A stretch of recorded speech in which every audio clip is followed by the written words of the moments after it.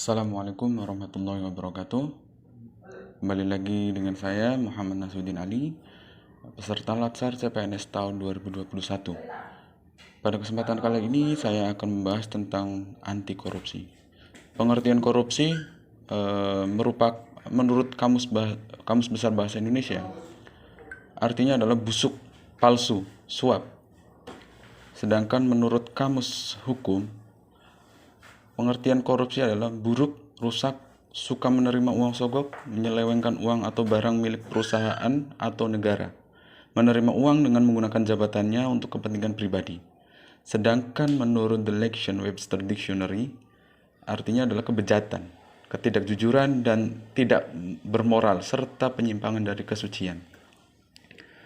Secara umum, dampak akibat korupsi adalah merugikan negara dan merusak sendi-sendi kebersamaan, serta memperlambat tercapainya tujuan nasional. Di antaranya, yang pertama adalah tata ekonomi. Pemborosan sumber-sumber, larinya modal ke luar negeri, gangguan terhadap perusahaan, gangguan penanaman modal. Yang kedua, tata sosial budaya, seperti revolusi sosial dan ketimpangan sosial. Yang ketiga, tata politik, seperti ketidakstabilan politik, pengambil alihan kekuasaan, dan hilangnya bantuan luar negeri, serta hilangnya kewibawaan pemerintah. Yang keempat, tata administrasi. Tidak efisien, kurangnya kemampuan administrasi, hilangnya keahlian, hilangnya sumber-sumber negara, keterbatasan kebijaksanaan pemerintah, dan pengambilan tindakan-tindakan represif. Sedangkan ciri-ciri korupsi diantaranya dilakukan oleh lebih dari satu orang, merahasiakan motif atau ada keuntungan yang diraih, berhubungan dengan kekuasaan atau kewenangan tertentu, berlindung di balik pembenaran hukum, melanggar kaidah kejujuran dan norma hukum, dan yang terakhir mengkhianati kepercayaan. Penyebab terjadinya korupsi yang pertama adalah penegakan hukum tidak konsisten, penyalahgunaan kekuasaan atau kewenangan, langkanya lingkungan yang anti korupsi, rendahnya pendapatan penyelenggara negara, kemiskinan atau keserakahan, pemberian imbalan jasa, dan yang ketujuh, gagalnya pendidikan agama dan etika. Namun, tindakan korupsi dapat dicegah dengan cara perbaikan sistem dan perbaikan manusia. Apa itu perbaikan sistem? Maksudnya ialah memperbaiki peraturan perundangan, reformasi birokrasi, menegakkan etika profesi dan tata tertib lembaga, penerapan prinsip good governance. Sedangkan perbaikan manusia dengan cara memperbaiki moral, meningkatkan kesadaran hukum, mengentaskan kemiskinan, dan memilih pemimpin yang bersih, jujur, dan anti korupsi. Anti korupsi terdapat jenis-jenis dalam korupsi. Yang pertama, kerugian keuangan negara.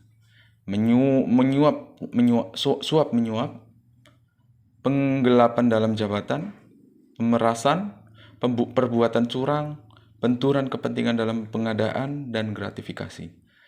Yang termasuk tindak pidana korupsi yang menyebabkan kerugian negara, salah satunya adalah melawan hukum untuk memperkaya diri sendiri dan orang lain, dan korporasi, serta dapat merugikan keuangan negara. Ini terdapat dalam pasal 2 ayat 1 Undang-Undang Nomor 31 Tahun 1999, Junto Undang-Undang Nomor 20 Tahun 2001. Korupsi yang termasuk korupsi terkait dengan suap menyuap diantaranya adalah menyuap pegawai negeri atau penyelenggara negara yang terkandung dalam pasal 5 ayat 1 huruf A UU PTPK. Sedangkan korupsi yang terkait dengan penggelapan dalam jabatan, salah satunya adalah pegawai negeri menggelapkan uang atau membiarkan penggelapan. Ini sesuai dengan pasal 8 UU PTPK. Korupsi yang terkait dengan perbuatan pemerasan, seperti halnya pegawai negeri atau penyelenggara negara memeras. Ini terdapat pada pasal 12 huruf E UU PTPK. Korupsi yang terkait dengan perbuatan curang, yaitu pemborong berbuat curang,